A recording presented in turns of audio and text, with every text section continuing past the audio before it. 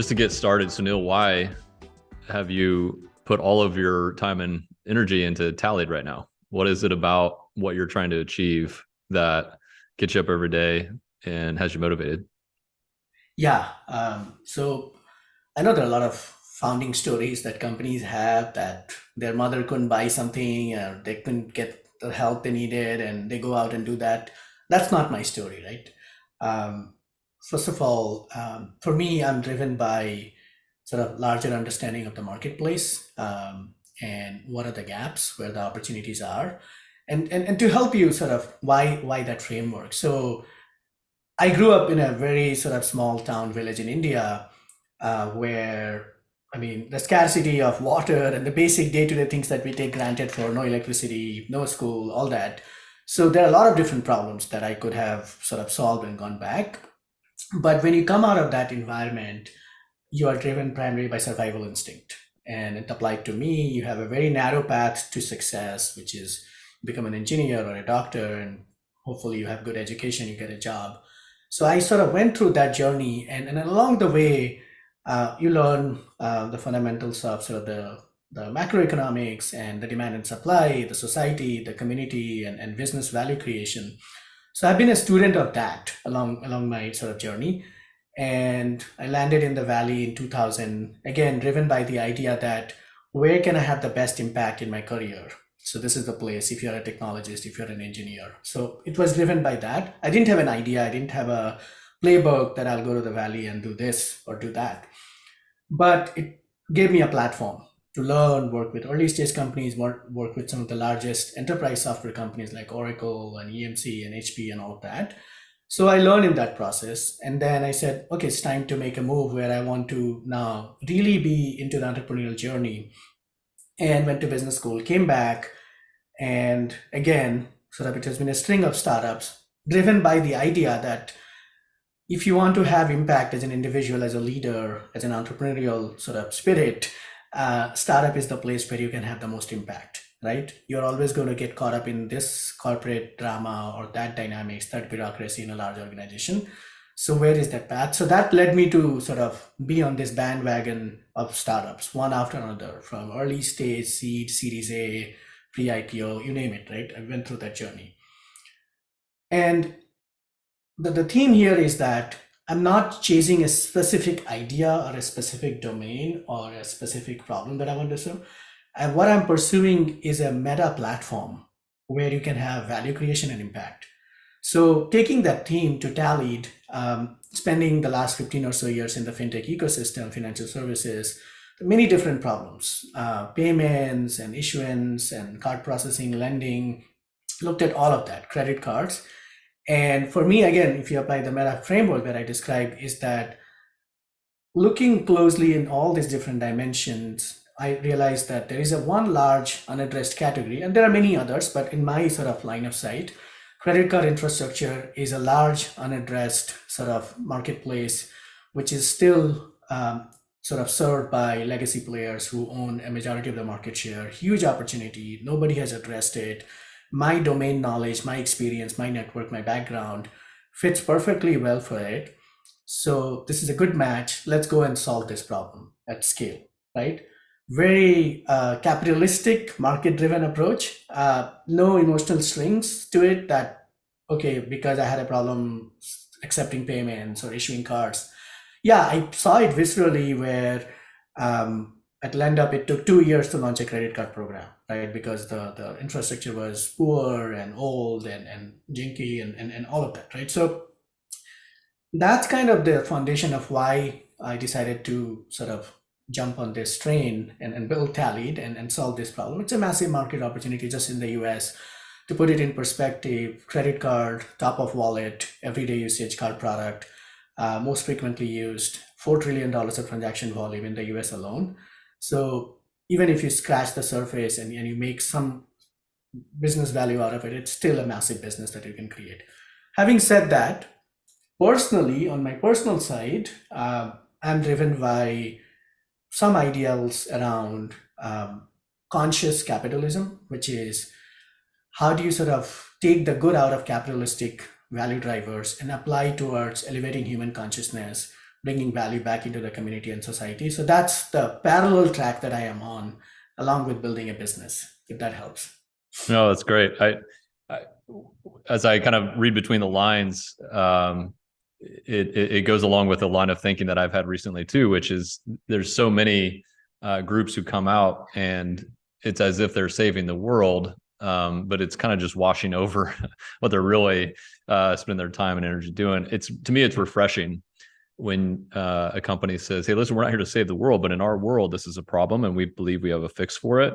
And the way we conduct ourselves in the pursuit of that's what really motivates us too. And the way we talk to our customers, the way we treat our team, what we try to do as a group who's just solving this problem that we happen to be very well trained to solve for. And I think it's really refreshing when it's presented in that way.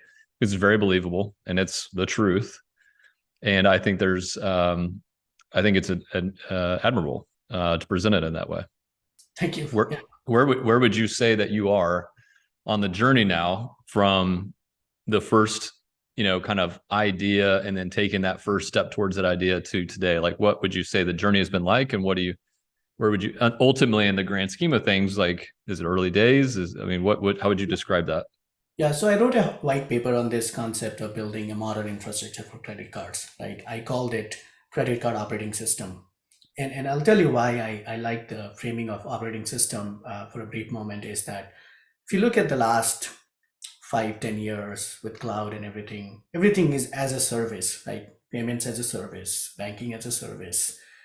Some people use the word credit card as a service, and you can go on this sort of bandwagon, debt as a service or capital markets as a service. I can keep on.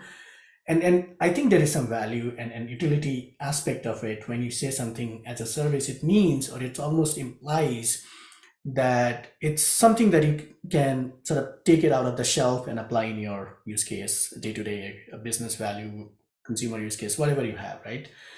And when I wrote the white paper in late 2021, before I went into the market to raise funds to do a capital raise for my seed round, I said that doesn't really capture the essence of what we're trying to solve, because what it means when you say something as a service means it's cookie cutter. It's already pre-packaged, predefined, and you just have to consume it. Yeah, it takes away friction, it takes away the simplification of the messaging, the product delivery, everything is simplified, distribution is scaled. But what it leaves out is the complexity of nuanced, complex product set that a credit card is. So the way we are approaching it, that we said we are essentially creating an operating system for credit cards where you have all of the framework from front end, how applicants apply for a credit card, how they are underwritten, how they're approved or declined, what's the experience of issuing the card and the processing and all of the servicing. Let's bring a platform that combines the entire value chain under one unified infrastructure where seamless data flows from one end to another, full visibility. And yes, it has the approach of simplification and standardization where people might benefit from it. We have that. But the operating system notion actually gives you this idea that it has the agility, the flexibility, the composability that you can build complex and better and scalable things on it as opposed to the cookie cutter service. So that's kind of the backdrop, right? Now, where we are in the journey, as I said, it's a very broad, big vision to construct, reimagine the entire value chain of credit card. And we started this, and let's say last year sometime. So we haven't heads down in terms of building the core platform. A lot of people said, "Why are you building this?" I mean, I spoke to a lot of people in the industry, folks from Goldman Sachs, for example, who were former colleagues and friends who were part of the Apple credit card launch, and they spent 2, 3 years of rigorous time and money that went into this build, and saying, "You must be crazy, you are doing this." We couldn't figure out; it was still so painful with the kind of resources we had, the brand we had, and still it was painful. But if you can make it happen, it's a massive opportunity, right? So it's the balance. And I said that's exactly why I'm doing it, because if it was easy, somebody would have figured it out. So we have a lot of building that we had to do just to get the foundational pieces in place. In the journey as a milestone where we are actually looking to bring our first few customers, the MVP design partner customers on the platform in the next 3, 4 months. We'll continue to shore up our roadmap based on what we learned from our early customers. There is still continuing to be building the core platform as well as all the services around it. And in our journey, we feel that we took an approach which was contrarian in many ways, where we didn't decide to build on other providers' infrastructure because we looked at the market and saw what is available and where the gaps are. And if you were doing that, then we will be playing into the same sandbox. You kind of hit the wall very quickly in terms of where you can take the innovation forward. So we decided against that, which means we had to spend more time in the core infrastructure layer of building a credit core transaction manager that supports all of the live transactions. We are building a new digitally programmable rewards engine, which doesn't exist in the marketplace. People might say it does, but it doesn't, right? So lot of thoughtful execution on the overall platform build has happened, and now we want to bring those proof points in the market for the next couple of customers that we have on the docket to be launched. What are the commonalities in some of these early adopter customer types, either the ones that you have partnerships with or the ones that you believe will be the next in the door?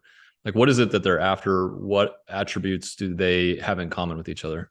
Yeah, I think the number one thing that we are learning from the marketplace, our original hypothesis, and this is a different time, right? When we went into the market last year, when building, there was a lot of still leftover frenzy about crypto and challenger bank and fintechs in general. And we did spend our cycle. We paid our dues in time to working through the pipelines and conversations. But we quickly realized that given the market meltdown, all the late stage fintechs, they have a lot of cleanup and reset to do.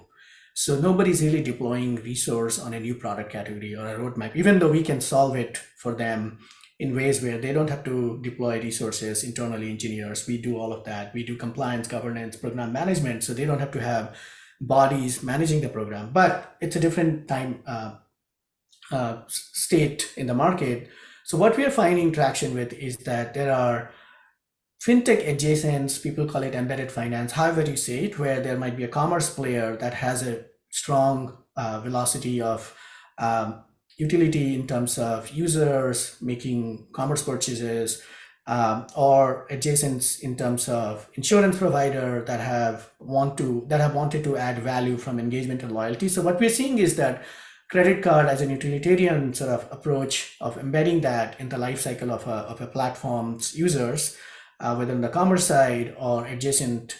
It's a marketplace for renters and homeowners. It's a bill payment provider that wants to bring a credit card that can seamlessly allow them to pay bills.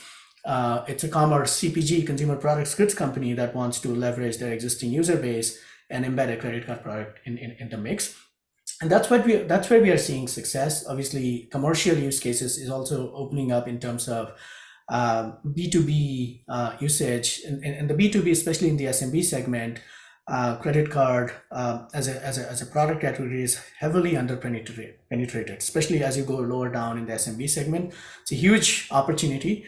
And how do you sort of solve for it in a verticalized manner? So you don't have to go and build a large SMB credit card, but is there a prop tech company that has builders or that has construction workers that can benefit from a credit product, right?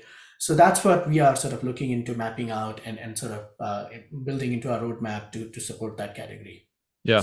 So when you're in these conversations with potential partners or just peers in the industry, what are the common misconceptions that they have either about what you're building or just the landscape in general? Do you feel like you run into some misconceptions that you try to kind of show a different point of view?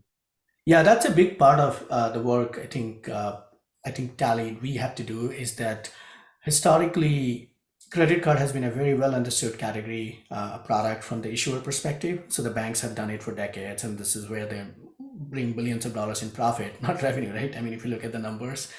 But in the fintech ecosystem, I think credit card as a product category has been somewhat either overly simplified, where people said, yeah, we already do credit. And when you look under the hood, all they are doing is they're processing a transaction as a credit transaction. But the underpinning behind that is still running on a pre-funded model. So you have prepaid construct supporting a credit card on the front end. So yeah, you are running a transaction message as a credit, but the backend infrastructure is still prepaid. And many of the modern players, I mean, you could talk to Marqeta and Galileo and even Stripe.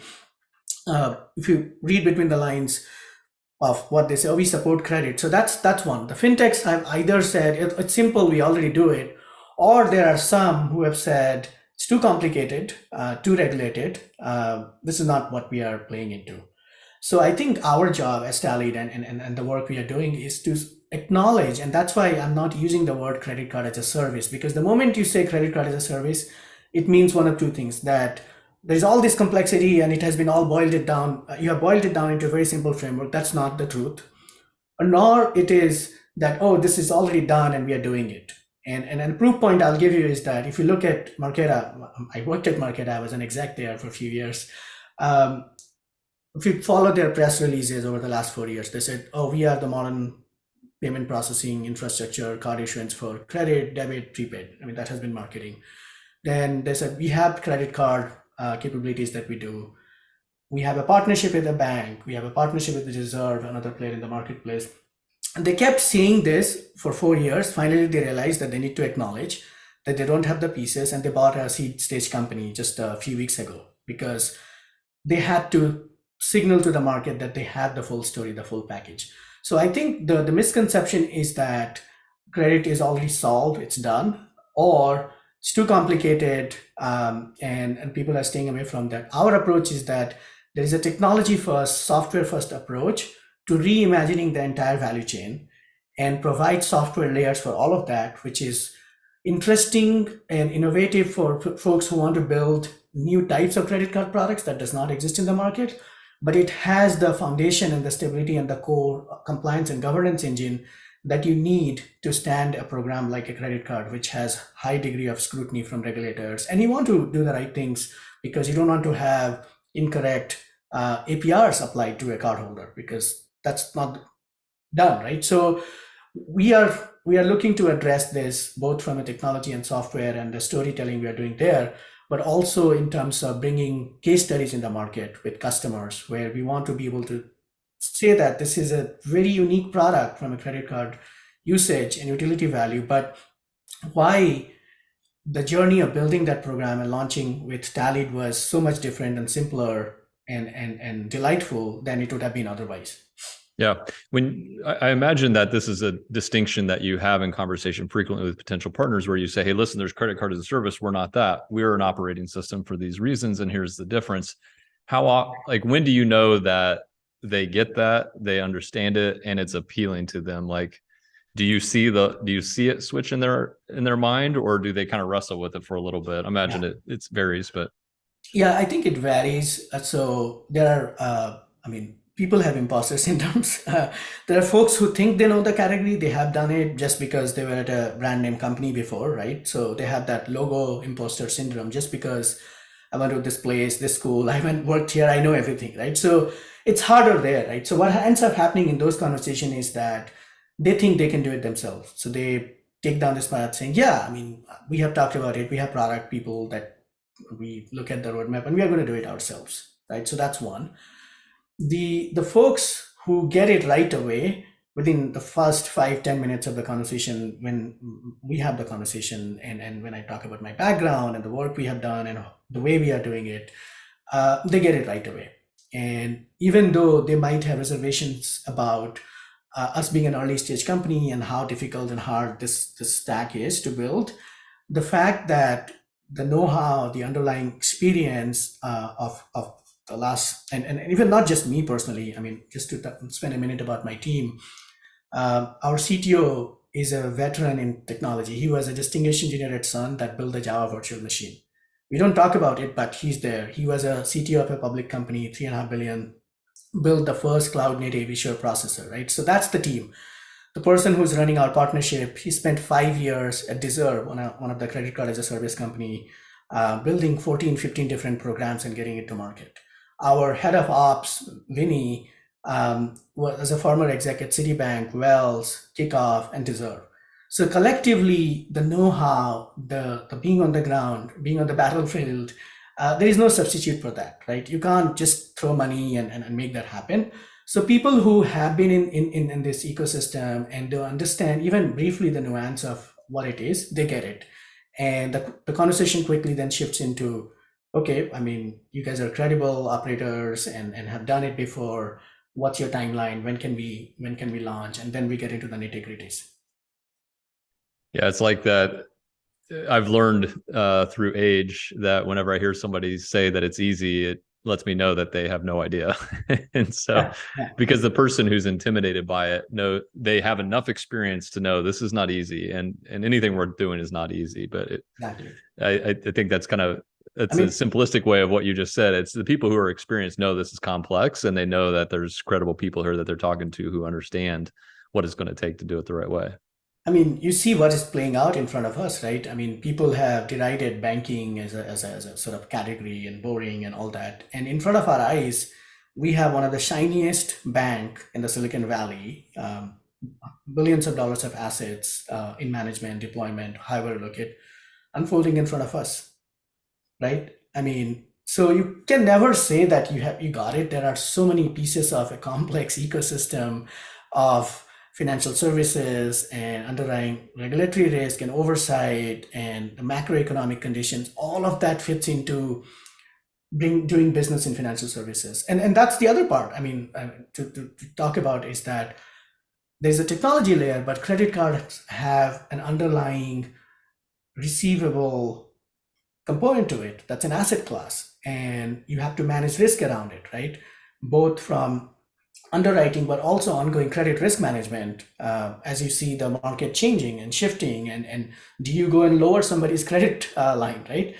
This is a living and breathing sort of animal that you have to continue to manage, and we are bringing technology to help manage that in ways that hasn't been done. Yep. So it sounds like you would classify yourself as, even though you put in significant effort and you've made a lot of progress, still early days in where you want to go ultimately. What would you say are some of the hurdles that you've cleared to date that you're really proud of looking back, whether it's technical hurdles or just from an organization standpoint or a partnership? What would you say? I think the technical hurdles is always something that, I mean, even if you have a credible team, when you are building a new software, you have this thing that is it going to work? And so I think we crossed some of the early hurdles of running an end-to-end transaction on the platform, all the way from the network rails into our system of record and ledger and having it function, right? So that was a technical hurdle that we crossed very quickly, given the team we have. The other hurdle was getting prospects to sort of lean in an early stage infrastructure company. That's always hard, no matter what you are doing, right? In some ways, consumer business, you can throw a marketing page, throw an app, and you can get some users and you can tell a story. Look, we have 1,000 signed users. In the B2B infrastructure, especially financial services, something as complex as credit cards, the hurdle was to people to believe that there can be a modern infrastructure for credit. And yes, there is a team that is building it. And yes, it is real. They have the runway, they have the capital, they have the team, they have the know-how, and they will deliver. I think that's something that's why we didn't go out selling hard in the first 6, 8 months. We really started engaging in the marketplace, I would say, in Q4 of last year. And because we wanted to have a line of sight into when we can have proof points, and we now have, and the conversations are much easier now than it was 6 months ago, where people believe that yeah, it's possible, and where we are on the trajectory of launching and delivering. So I think both on the commercial side, the hurdle, the believability aspect of it, and obviously when you are building a complex software, there's always unknowns that you figure out. And the other piece I would say is that we operate in a complex ecosystem. So we have networks like Visa, MasterCard, Amex, those players. We have to still work with partner banks to sponsor our programs for non-bank customers. So there is always friction. The moment you have many players in the ecosystem, natural friction, and I won't describe it as an insurmountable hurdle, but that friction can sort of delay your go-to-market, can add additional layer of complexity and overhead that you have to be aware of and manage proactively.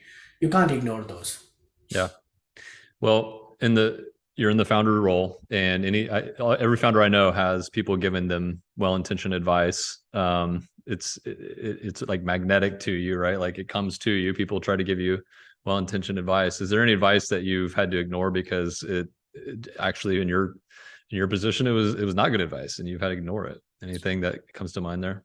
Yeah, I mean, you continue to get advice, and you have to be open to listen and take it in and see what is good, what is contextual, what is not. And so generally operated from that place all my life on all dimensions.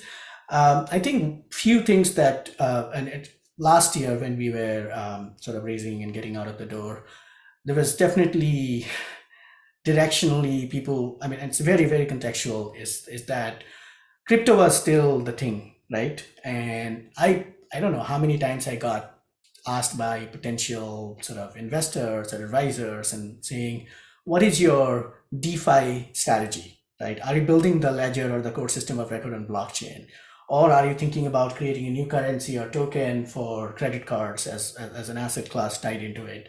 And those are novel thoughts. I mean, I have had those myself, but I had to sort of gracefully acknowledge and say that's something that we will consider in the future. Even though I knew that it was a trying to go on a DeFi story in front of a bank partner in a category like credit card was a non-starter. I knew intrinsically based on being in the market. So that's one which was a very contextual thing that I had to politely sort of absorb and move on. But that's the aspect of, I mean, the more you are out there doing anything meaningful in world, there will be more advice and suggestions and criticisms that will come your way. And having the self-awareness to know which applies in this point at this point in the journey you are on, with the context you are playing in, and taking it in even if it is not something that is natural to you, right? So we all have blind spots, and sometimes these advices can help you uncover those blind spots. um, you may decide not to act on it right away, but I think just even that there is value.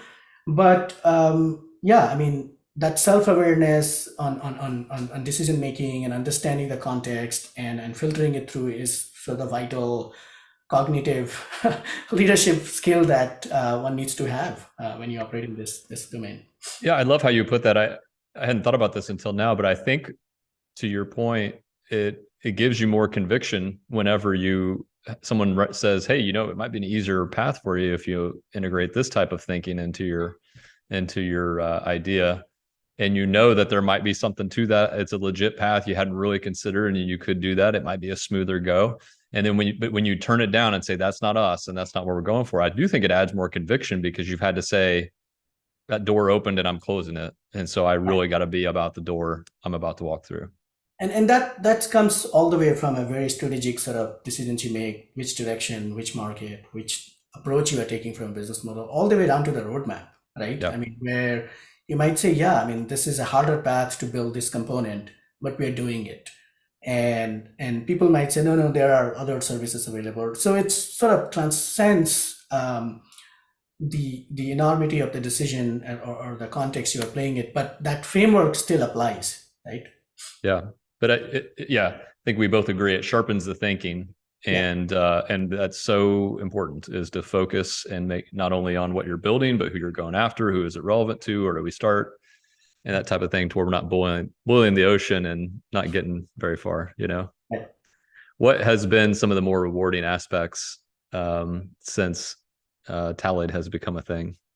Yeah, I think the most rewarding aspect for me is really working with the best team that I can work with. And I mean, almost each and every member of the team, especially the core leadership team and then the team underneath that has come along, I feel like they were chosen in many ways. I had ideas that I'm going to go out and reach out to this person and see if that person will consider a co-founder role, or maybe I'll bring this person as my head of revenue. And in many ways, it has played out in the most optimal ways for the right level of experience and skill and the right cultural sort of fit that we have found.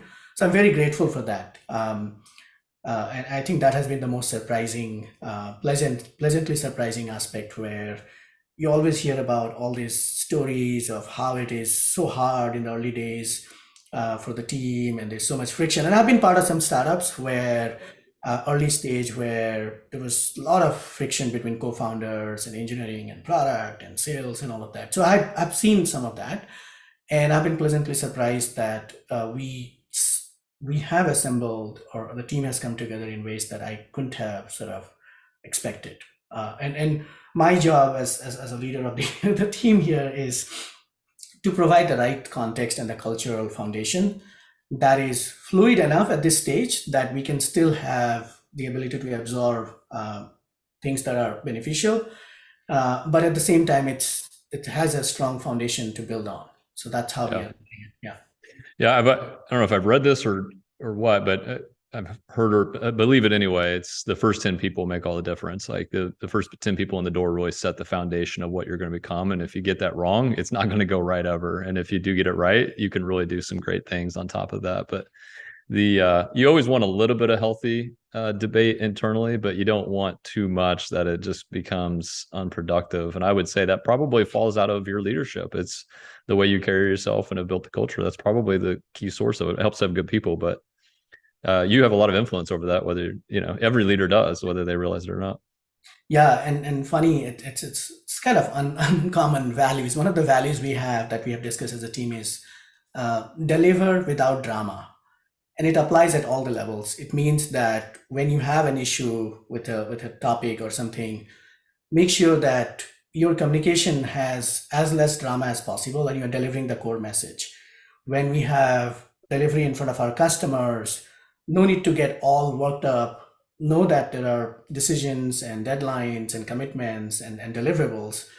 If we can take the drama out, it will make for a better experience for our customer. It will come across as professional, objective, really value driven, but it will also make your day a lot lighter from an emotional overload that people have in a day-to-day job. And building a startup is a long journey, long arduous journey, and the more we can preserve the emotional capital that we have, towards positive sort of reinforcing behavior and work that we do outside of work, and also reinforcing inside of the culture, I think the more energy we can bring to the work that we are actually in the professionally we are working towards, right? A lot of emotional energy gets drained in useless arguments, fights, drama, all of that. And it's a burden on human capital energy that we can preserve and save and put it to better use. It's so true. You could have a rough conversation in the morning and the whole day is shot because of that one little thing. So I love that that value. I think that's great. We have kind of a saying around here that it's like always assume positive intent. Like we're all here working hard. If you don't agree with something, it probably wasn't because of that negative intent. Let's understand what that intent is and understand the other viewpoint, and then we can go from there. And I think it's similar, right? It takes a little bit of the drama out, assuming someone's out to get you. It's not the case. It's they had a positive reason for that. Let's figure that out. Yep. So what's next in the industry? What's next for Tallied? What are you looking ahead at, either for yourselves or just the space in general that's on your mind right now? Yeah, the industry first, I think, as we are unpacking in front of us with a large bank filling and FTX and crypto and all of those things, the valuations cratering over the last 18 months. So I think getting back to the basics for the industry, there is going to be a reset. There are companies, I mean, for better or worse, will not make it, and we are seeing that, right?